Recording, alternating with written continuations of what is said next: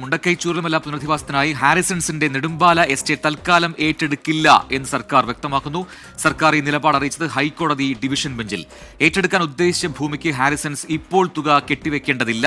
പുനരധിവാസത്തിനായി ആദ്യഘട്ടത്തിൽ ഏറ്റെടുക്കുക Elston estate മാത്രമെന്നും സർക്കാർ ഹൈക്കോടതിയിൽ അറിയിച്ചു. വിവരങ്ങളുമായി എസ് ശ്രീകാന്താണ് ചേരുന്നത്. ശ്രീകാന്ത്, എത്രയും പെട്ടെന്ന് തന്നെ ഈ ടൗൺഷിപ്പ് നിർമ്മാണം പൂർത്തിയാക്കുക എന്നൊക്കെയാണ് ലക്ഷ്യമെന്നും സർക്കാർ നേരത്തെ വ്യക്തമാക്കിയതാണ്. ഇപ്പോൾ പറയുന്നു ആദ്യഘട്ടത്തിൽ ഒരു എസ്റ്റേറ്റ് മാത്രമാണ് ഏറ്റെടുക്കാൻ പോകുന്നത്. അത് എൽസ്റ്റൺ എസ്റ്റേറ്റ് ആണ്. ഈ ഹാരിസൺ എസ്റ്റേറ്റ് ഏറ്റെടുക്കില്ല എന്ന് പറയുന്നു. എന്താണ് അത്തരത്തിലൊരു നിലപാട് ഇപ്പോൾ അറിയിക്കാനുള്ള സാഹചര്യം? വിവരങ്ങൾ.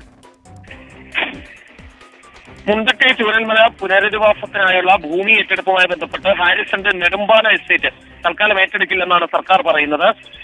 ഡിവിഷൻ ബെഞ്ച് മുമ്പാകെയാണ് ഇത് അറിയിച്ചത്. ഏറ്റെടുക്കാൻ ഉദ്ദേശിച്ച ഭൂമിക്ക് ഹാരിസൺ ഇപ്പോൾ തുക കെട്ടിവെക്കേണ്ടതില്ല എന്ന് പറയുന്നു.